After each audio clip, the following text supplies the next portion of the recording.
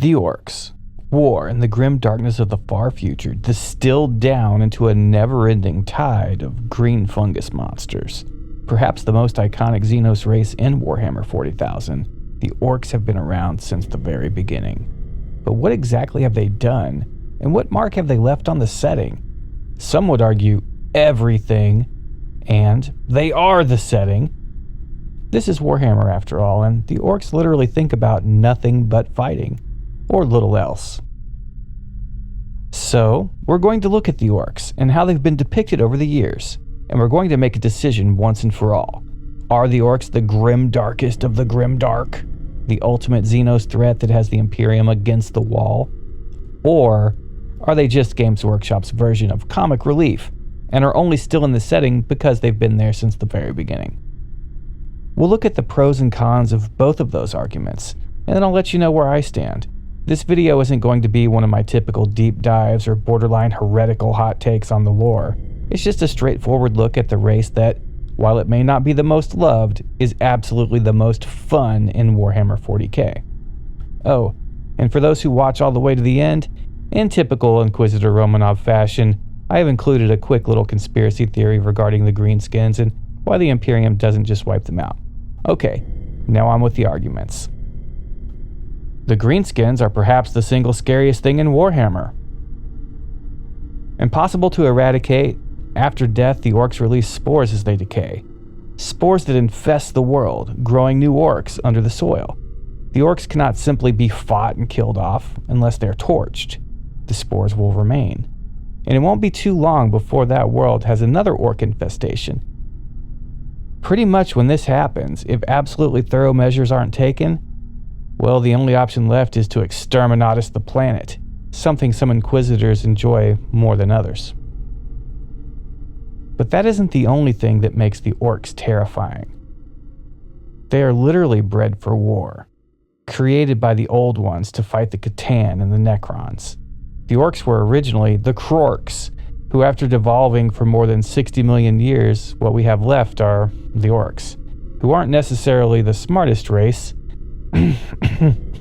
but definitely have the most enthusiasm for fighting. And this is why they're scary. The more they fight, the more they get bigger and smarter. The more they win, the more they start to resemble the Ork race from which they descend. This goes to show that if the Orks get enough victories and murder enough people or other xenos, then they will eventually have intellects that rival those of the Eldar. So, super aggressive, hyper war-driven, ultra-intelligent killing machines that have a historical beef with humans? Yeah, nothing scary about that at all. But seriously, we shouldn't have taken their homeworld of Eleanor, renamed it Armageddon, and claimed it was ours. Of course that was going to piss off the Orks like nothing else, and cause so much fighting that even Khorne had to get in on it. Lastly, on the note of scariness, the hulking brutes are sized and proportioned more like space marines than regular humans. They're gigantic and have the strength that goes with it. What they lack in brains and the ability to use tactics, or even to apply reason, is more than made up for by their natural brute strength. After all, they are descended from a race that was engineered for war. And the funny thing about that is that the Orks, and now by extension the Orks, were sustained not so much by food and drink, as by psychic Empyrean energies. The warp's response to all the fighting they spread about literally was the stuff from which they grew. So the more killy an Ork gets, the bigger he gets, which usually also results in a nominal intelligence boost. Just look at ghazghkull Thraka. He's miles smarter than your typical Ork. So with the Orks, the horror is not just in the race as it is, but also in its potential. Because the more the Orks get ignored as a real threat by the Imperium, the stronger they get.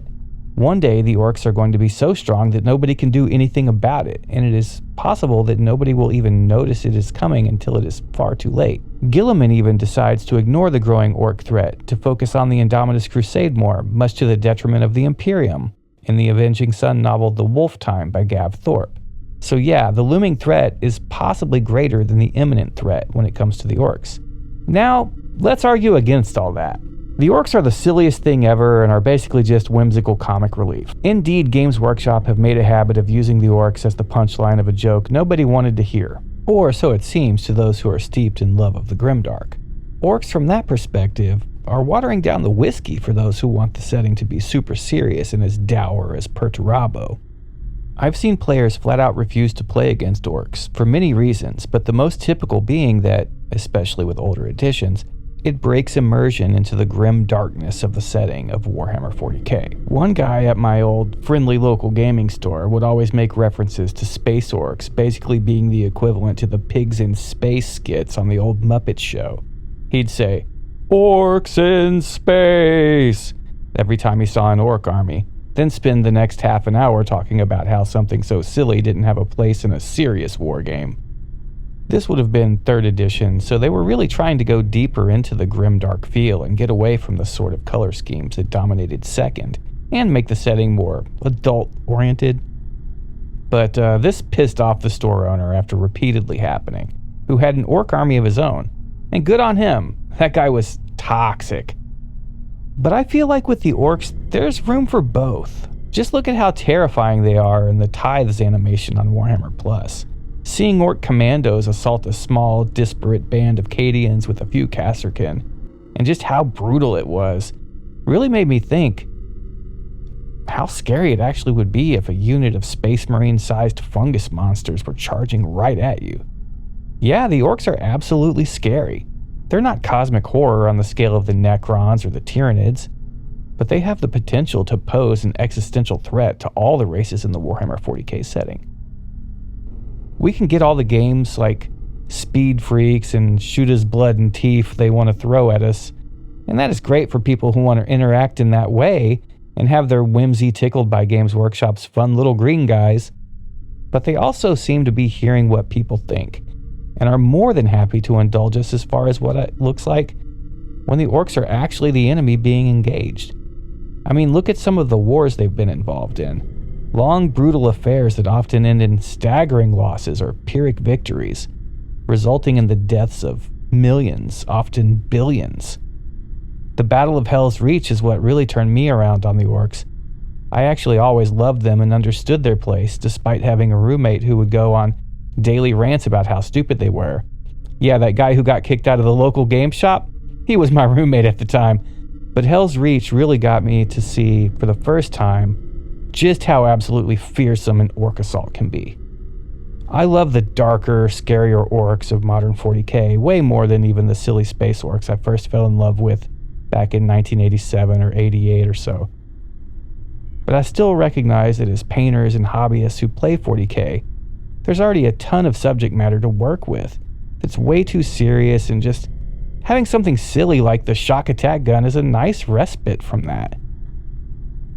Maybe the orcs aren't as terrifying as the Dark Eldar, or an immediate existential threat like the Tyranids, or a gnarly cosmic horror like the Necrons, but they are certainly the only race in Warhammer who is just enthusiastic to be there, because there's nothing better than a good fight. On that note, orcs really are the Warhammer 40k.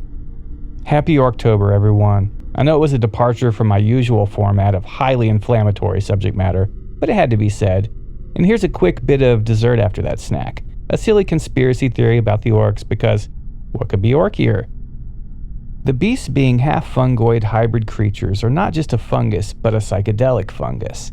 Not only that, but the orcs aren't just eradicated by a series of highly coordinated exterminatus actions against all known orc-infested worlds, because rogue traders are distilling the psychedelic fungus into a drug that is widely sold throughout the Imperium.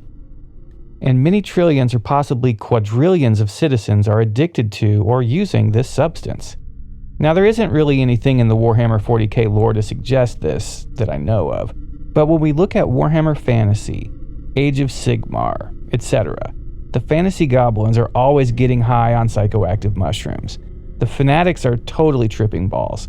All they do is consume fungus that gets them high, and even their giants hang around with them for fungus beer that they get wasted on too. Just my 2 cents on the true nature of the orcs and why the Imperium doesn't just apply antifungal cream across the entire galaxy.